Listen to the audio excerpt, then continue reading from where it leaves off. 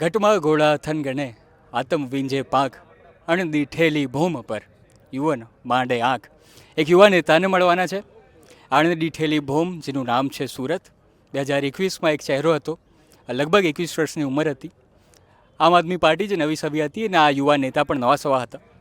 5 વર્ષની અંદર રાજનીતિ કેટલી બદલાઈ છે, રાજનીતિએ તે વ્યક્તિને કેટલા બદલ્યા, આ તમામ સવાલો પર વાત કરવી છે, જેની ચર્ચા અત્યારે 2026ની કોર્પોરેશનની આ ચૂંટણીમાં સૌથી વધારે થઈ રહી છે. તેવા આમ આદમી પાર્ટીના યુવા ચહેરા, યુવા નેતા અને સંભવિત મેયર પદના પણ દાવેદાર તેવા પાયલ સાકરિયા સાથે વાત કરવાના છે, સવાલો પૂછવાના છે. 2026થી 2031 સુધીના શું કાર્યો રહેવાના છે, 2026માં તેમની કેટલી સીટો આવશે, 21થી 25 સુધીનું સર્વેયુ પણ માપશું. તમામ સવાલોના જવાબ આજે તેમની પાસે મેળવવાના છે. અને જે લોકો બાંધકામ કરે, બાંધકામ અટકાવે, તોડ પાણી કરે, એવા લોકો આમ આદમી પાર્ટીમાં ક્યારેય ટકી નથી શકતા. એને ભાજપનો સહારો જોઈએ. અને અત્યારે જે અડીખમ જે કોર્પોરેટરો ઊભા રહ્યા, જે બહાર ચર્ચા ચાલી રહી છે તેની પર સીધો સવાલ પૂછવો છે. ઘણા લોકો એવું કહી રહ્યા છે કે મનોજ સોરઠિયા જેઓ અત્યારે ગુજરાતના પ્રદેશનું જે ધુરા સંભાળી રહ્યા છે, તેઓ સુરતની રાજનીતિમાં આવતાની સાથે જે સુરતના સ્થાનિક નેતાઓ છે તેમની અંદર અંદરો અંદર આક્રોશ છે. શું આ વાત સાચી છે? અને તમારે મેયર બનવું છે, બરાબર, ઘરની જવાબદારી કઈ કઈ હોય છે તમારા માથે? મારી વાત કરું તો અત્યારે ઘરની જવાબદારી મારા પર કોઈ નથી, કારણ કે મારું ફેમિલી, મારા બંને ભાઈ, બંને ભાભીઓ આવી ગઈ છે, મમ્મી પપ્પા, બધા લોકો અમે જોઈન્ટ ફેમિલીમાં રહીએ છીએ. એટલે આમ જોવા જઈએ તો મારા પર કોઈ જવાબદારી નથી. મારા પર માત્ર એટલી જવાબદારી છે મારા વિસ્તારના લોકોને સાચવવાના, વિસ્તારના લોકોનું કામ કરવાનું. એ વાત મેયર પર જ અટકી હતી. તમારે મેયર બનવું છે કે નથી બનવું? પાર્ટીએ મને હર હંમેશ અલગ અલગ જવાબદારીઓ મને સોંપી છે. પહેલાં તો મને મારી ઉંમર નાની હોવા છતાં પણ મારા ઉપર વિશ્વાસ કરીને મેન્ડેટ આપ્યું અને કોર્પોરેટર તરીકેની ચૂંટણી લડવા માટેની તક આપી. અને ત્યારબાદ 2.5 વર્ષ પછી મને વિપક્ષ નેતા બનાવીને ખૂબ મોટી જવાબદારી આપી કે તમે આખા શહેરનું પ્રતિનિધિત્વ કરો. જ્યારે પાર્ટીએ મને સંગઠનની જે કંઈ જવાબદારી આપી છે, સંગઠનની જવાબદારી નિષ્ઠાથી નિભાવી છે અને હજી પણ જે કોઈ જવાબદારી મળશે નિષ્ઠાથી નિભાવીશું. કોર્પોરેશનને છોડીને વિધાનસભામાં આવવાનો વિચાર થયો? જો ભાઈ, રાજનીતિમાં છીએ તો તમામ જગ્યાઓ પર આગળ વધવાનો વિચાર તો હોય જ ને. 27 હમણાં આવે છે. 27 આવે છે એટલે અમે તો પાર્ટીમાં જોડાયા ત્યારે અમે તો કહેવાય ને કે ભાઈ અમે જીદ સાથે અમે જોડાયા હતા કે ભાઈ અમારે ચૂંટણી લડવી છે, સિસ્ટમમાં જવું છે. હજી તો અમે કોર્પોરેશનની સિસ્ટમ સુધારીશું ને એના પછી વિધાનસભામાં જઈશું કે આખા દેશની અંદર, આખા વિશ્વની અંદર ભાજપ જો છેલ્લો પક્ષ પણ હોય ને તો પણ અમે ક્યારેય એની બાજુ પણ ના જઈએ અને ક્યારે એમાં જોડાય નહીં. એની આવું આમ આદમી પાર્ટીના ઘણા બધા નેતાઓ આગળ કહી ચૂક્યા છે. જો ઘણા બધાની અલગ વસ્તુ છે, હું મારી વ્યક્તિગત વાત કરું છું કે આની જગ્યાએ મરવું પસંદ કરી શકાય. ગુજરાત તકમાં તમારું સ્વાગત છે બેન. જી એકદમ. કઈ રીતે અત્યારે 2026માં સ્થાનિક સ્વરાજની ચૂંટણી આવી છે, અત્યારના દિવસો, આખો મહિનો કેવો રહ્યો તમારો? કઈ રીતે તૈયારી કરો છો, શું છે? એકદમ જોરદાર મહિનો રહ્યો અને અમારી કહેવાય ને કે તૈયારીઓ એકદમ ફૂલ જોશમાં છે.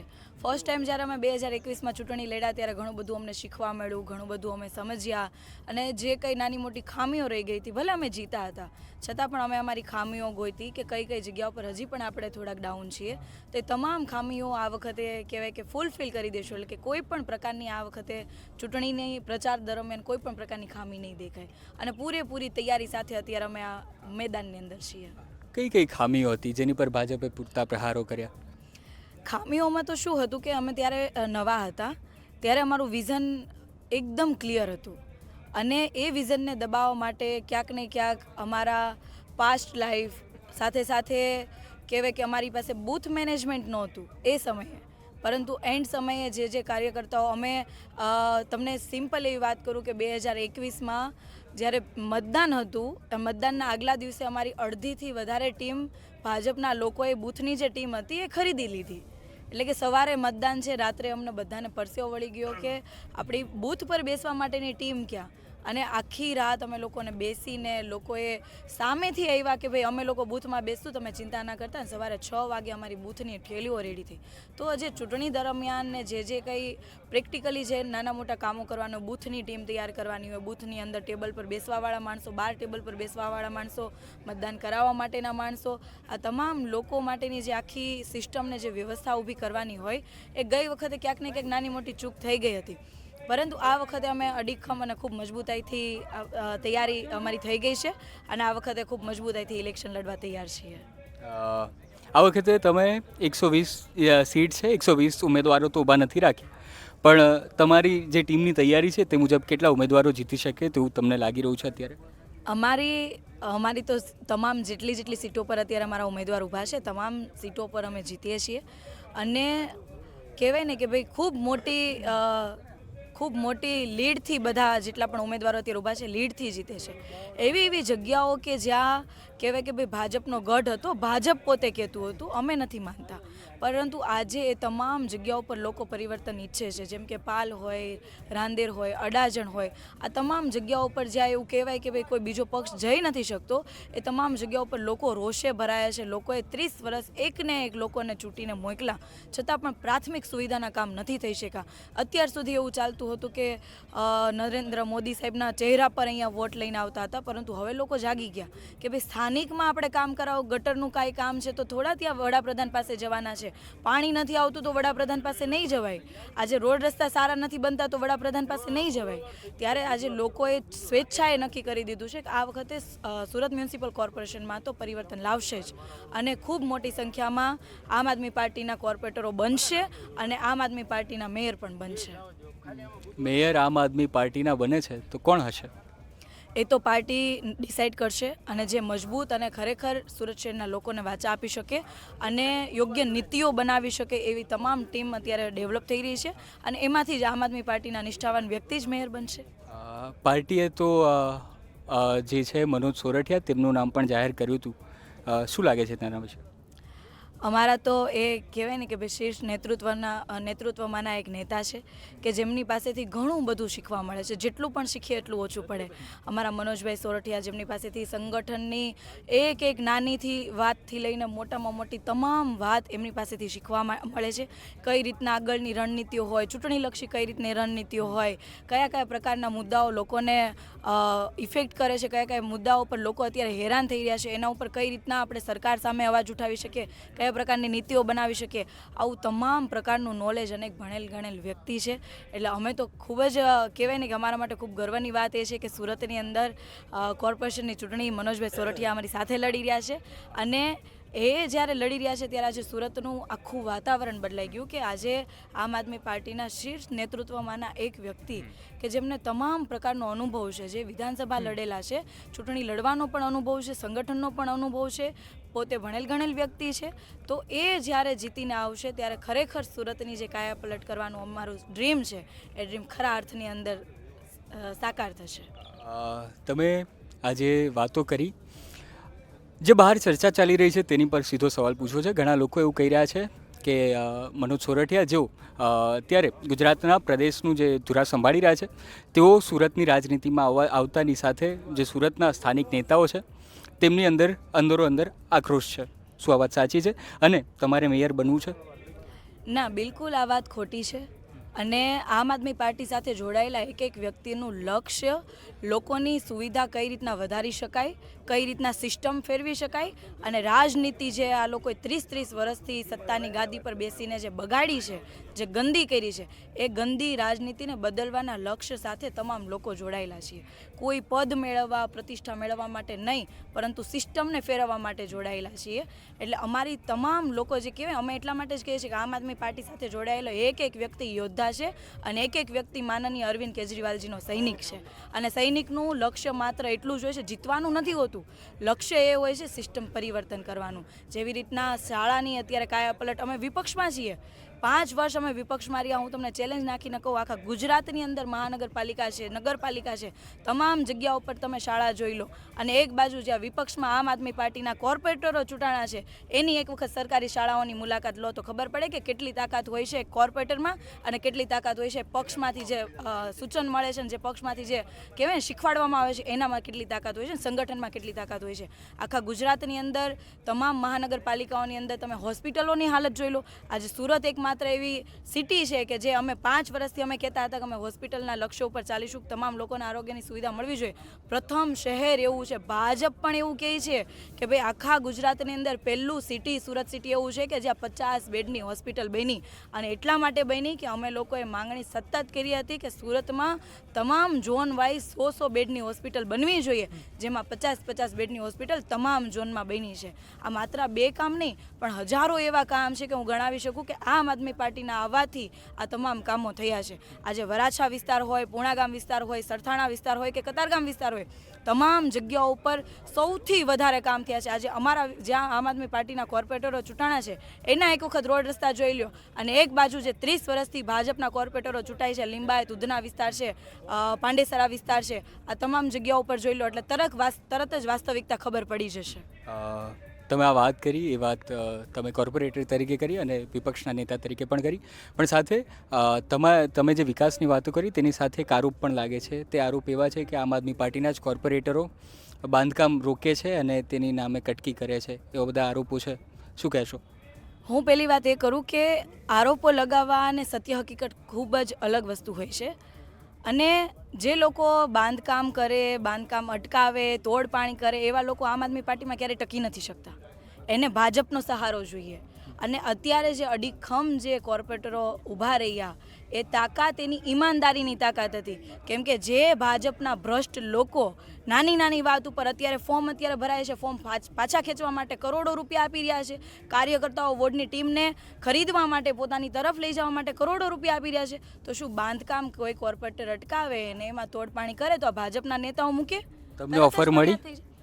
હા, હું તો જ્યારે કેટલા કરોડની? હું ફર્સ્ટ ટાઈમ જ્યારે ચૂંટણી લડી હતી 2021માં, ત્યારે તો મારા માટે ખૂબ નવું હતું. અત્યારે તો કહેવાય ને કે બધું જૂનું થઈ ગયું. 5 વર્ષ સતત ચાલ્યું છે. ચૂંટણી લડ્યા ત્યારે પણ ઓફર હતી, લડ્યા પહેલાં પણ ઓફર હતી, જીતા પછી પણ ઓફર હતી કે ભાજપમાં આવી જાઓ. ત્યારબાદ જ્યારે પૈસાથી નહીં અમને ખરીદી શકાયા તો સીધા કહેવાય ને કે ભાઈ કોઈ પણ સ્ત્રીની મહામૂલી જો અમાનત હોય તો એનું પોતાનું ચારિત્ર હોય. અને ભાજપની એટલી હલકાઈ છે કે કોઈ પણ વ્યક્તિને તોડવા માટે કંઈ પણ વસ્તુ અજમાવી શકે. પૈસાથી નહીં તોડી શક્યા તો પછી પરિવારનું પ્રેશર અપાયું, પરિવારના પ્રેશરથી નહીં તોડી શક્યા તો સીધા ચારિત્ર ઉપર આવી ગયા. એની આઈટી સેલને મૂકી દીધી કે ભાઈ તમે આના ચારિત્ર ઉપર જેમ ફાવે એમ લખો. એટલે આ તો કેવું છે કે અમારા 5 વર્ષમાં અમે તો અમારા કામ ઉપર ચાલ્યા છીએ અને અમારી એક જ સંકલ્પ હતો કે અમે કામની રાજનીતિ કરીશું, સિસ્ટમ ફેરવીશું અને ગંદી રાજનીતિને કાઢીશું. અને આજે જ્યારે અમે ફરી વખત ચૂંટણી લડવા માટે ફરી વખત પાર્ટીએ અમારા ઉપર વિશ્વાસ મૂક્યો છે, મેન્ડેટ આપ્યું છે, ત્યારે અમે ફરીવાર લડવા નીકળ્યા છીએ. મારી પોતાની વાત કરું તો હજી પણ અમે જ્યારે કાર્યાલયથી ઘરે જઈએ તો આગળ પાછળ ગાડીઓ ફરે છે, સ્કોર્પિયો ફરે છે. ભાજપના ઘણા બધા લોકોના ફોન આવે છે કે બેન તમને મળવું છે. ફોર્મ પાછું ખેંચવા માટેના આપણે કંઈક વિચારીએ, કરોડો રૂપિયાની ઓફર કરે, નાની મોટી નહીં, 5-5, 7-7 કરોડ ખાલી ફોર્મ પાછા ખેંચવાની વાત કરે છે. એટલે જો મને 5 વર્ષ મેં કામગીરી કર્યા બાદ આમ આદમી પાર્ટી સાથે એટલું કહેવાય ને કે કટ્ટર ઈમાનદારી સાથે જ્યારે કામ કર્યા બાદ પણ જો હજી ભાજપના કાર્યકર્તાઓ, નેતાઓ આવી રીતના પાછળ દોડતા હોય તો વિચારી શકાય કે અમારા આમ આદમી પાર્ટીની સંગઠનની ટીમ પાછળ આ લોકો કેટલા દોડતા હશે. અને અત્યારે તો ખરેખર તો ભાજપે પોતે 30 વર્ષે જે કરેલા કામ છે એ બાબતે લોકો વચ્ચે જવું જોઈએ કે ભાઈ 30 વર્ષ અમારી સરકાર હતી ને અમે એટલા કામ કર્યા, પણ એની પાસે કોઈ મેનિફેસ્ટો નથી, કોઈ એની પાસે કહેવાય ને કે ભાઈ વાત કરવા માટે કોઈ એ નથી. માત્ર ને માત્ર આમ આદમી પાર્ટીના કાર્યકર્તાઓને રોકવા, માત્ર ને માત્ર આમ આદમી પાર્ટીના કાર્યકર્તાઓ પર ફરિયાદ કરવી, એમાં જે ઉમેદવારો છે ઉમેદવારોને કઈ રીતના ફોર્મ પાછા ખેંચાવડા, ઉમેદવારો કઈ રીતના મજબૂતાઈથી ના લડી શકે, બસ આનું જ આયોજન ભાજપ અત્યાર સુધી કરતી આવી છે. બેન, આપણી વાત મેયર પર જ અટકી હતી. તમારે મેયર બનવું છે કે નથી બનવું? પાર્ટીએ મને હંમેશ અલગ અલગ જવાબદારીઓ મને સોંપી છે. પહેલાં તો મને મારી ઉંમર નાની હોવા છતાં પણ મારા ઉપર વિશ્વાસ કરીને મેન્ડેટ આપ્યું અને કોર્પોરેટર તરીકેની ચૂંટણી લડવા માટેની તક આપી. અને ત્યારબાદ 2.5 વર્ષ પછી મને વિપક્ષ નેતા બનાવીને ખૂબ મોટી જવાબદારી આપી કે તમે આખા શહેરનું પ્રતિનિધિત્વ કરો. જ્યારે પાર્ટીએ મને સંગઠનની જે કંઈ જવાબદારી આપી છે, સંગઠનની જવાબદારી નિષ્ઠાથી નિભાવી છે અને હજી પણ જે કોઈ જવાબદારી મળશે નિષ્ઠાથી નિભાવીશું. પણ સ્પષ્ટ વાત એ છે કે ના તો અમને મેયર પદનું લોભ છે, ના તો બીજા કોઈ પદનું લોભ છે. અમારે માત્ર સિસ્ટમ ફેરવવા માટેનું જે વિઝન છે ને એ વિઝન સાથે જોડાયેલા છીએ. એ જે મેયર પદ ઉપર જે વ્યક્તિ બેઠો હશે કે કોઈ પણ વ્યક્તિ હશે આમ આદમી પાર્ટીનો, એનું પણ માત્ર વિઝન એ જ હશે સિસ્ટમ બદલાવાનું, પદનું વિઝન નથી. કેમ કે જો પદની લોભ લાલચ સાથે જો જોડાયેલા હોય એ આમ આદમી પાર્ટીમાં ના ટકી શકે. એ લોકો જતા રહે છે ભાજપમાં અને એ 2021ની ચૂંટણી પછી જે લોકો આવ્યા હતા એ લોકો જતા રહ્યા છે, કારણ કે એને પદની કોઈ પણ પ્રકારની મોહની લાલચ હતી અને ક્યાંક ને ક્યાંક એમને કંઈક મેળવવું હતું. અને આમ આદમી પાર્ટીના જેટલા પણ કાર્યકર્તાઓ છે તમે કોઈ પણને પૂછો, કોઈ વ્યક્તિ મેળવવા માટે નહીં પરંતુ બદલાવ માટે આવ્યો છે, એટલા માટે આ પદની લાલચ ન હોય. દર્શક મિત્રો, ઘણું લાંબુ ઇન્ટરવ્યૂ થઈ ગયું છે. હવે થોડા ટૂંકામાં સવાલો પૂછીશ, સરળ ભાષામાં જવાબો મળશે. તેની સાથે હવે થોડી અંગત વાતો પણ કરવી છે. તમે બેન કેટલું ભણ્યા છો ને હજી કોલેજ કરી રહ્યા છો?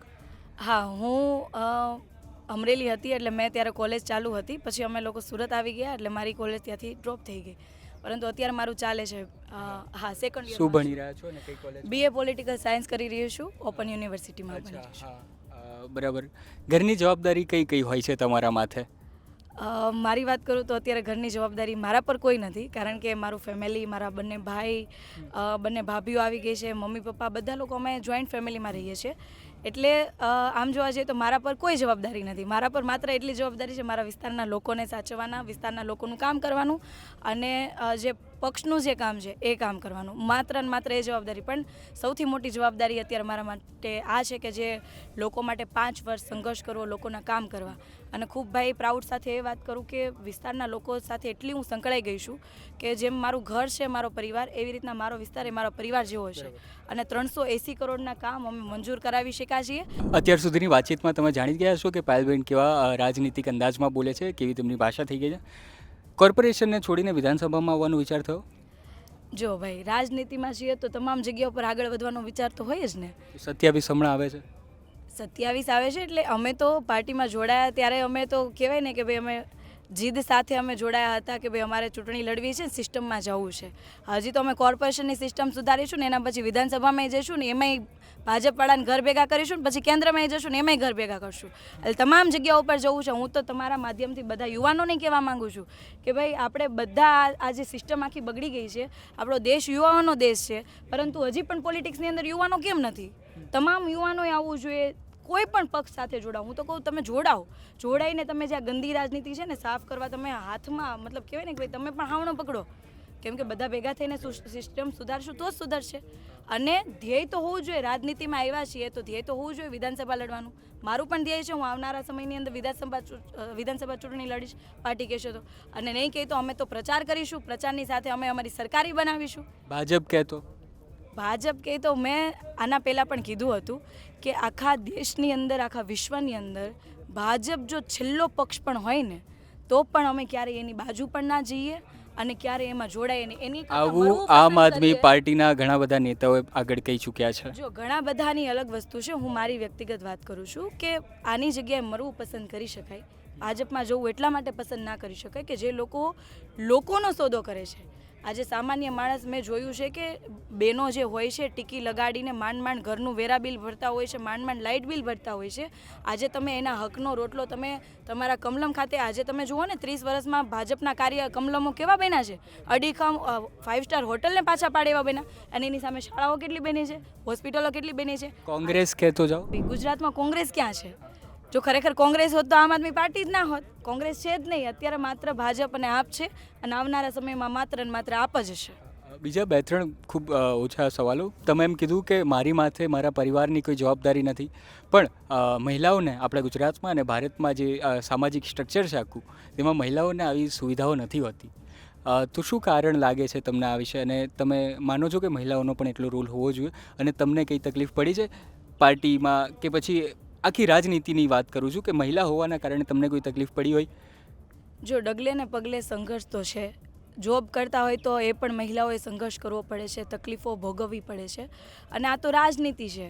અને એમાં પણ આ લોકોએ 30 વર્ષમાં એટલી ગંદી રાજનીતિ કરી દીધી છે કે અમે એ ગંદી રાજનીતિ સાફ કરવા માટે સાવણો પકડીને નીકળ્યા છીએ.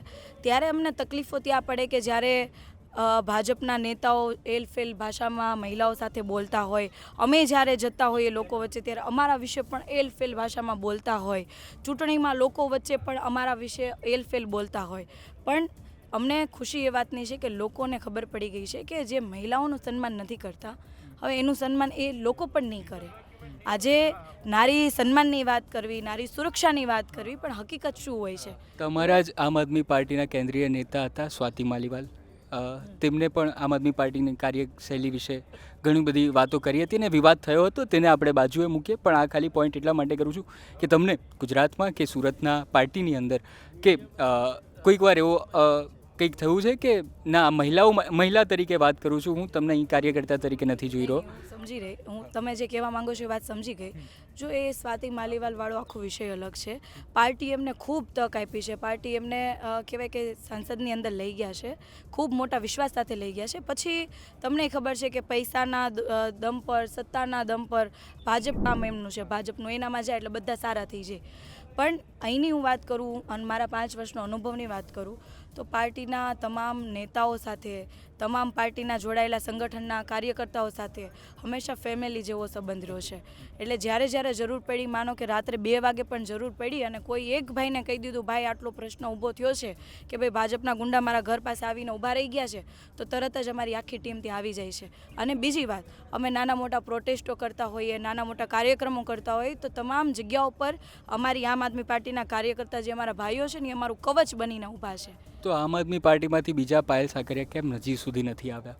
બહુ બધા બહેનો અત્યારે આગળ વધી રહ્યા છે. તમને એવું લાગે છે બીજા પાયલ સાકરિયા નથી, પરંતુ ધીમે ધીમે હવે તમને દેખાશે. આજે હજારોની સંખ્યામાં ઉમેદવારો લડી રહ્યા છે અને આજે સુરતની વાત કરું તો 50% મહિલા રિઝર્વેશન તમામ જગ્યાઓ પર છે. આજે તમામ સીટો ઉપર બહેનો લડી રહ્યા છે અને તમામ જગ્યાઓ પરથી ખૂબ મોટી સંખ્યામાં જીતીને આવશે. એટલે તમને નહીં, બધા આખા ગુજરાતને દેખાશે.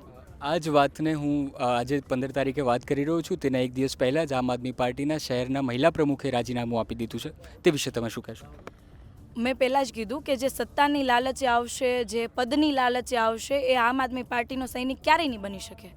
આમ આદમી પાર્ટી એક ક્રાંતિકારી આંદોલનમાંથી ઊભી થયેલી ને હજી પણ અમારું આ આંદોલન જ છે બદલાવ માટેનું.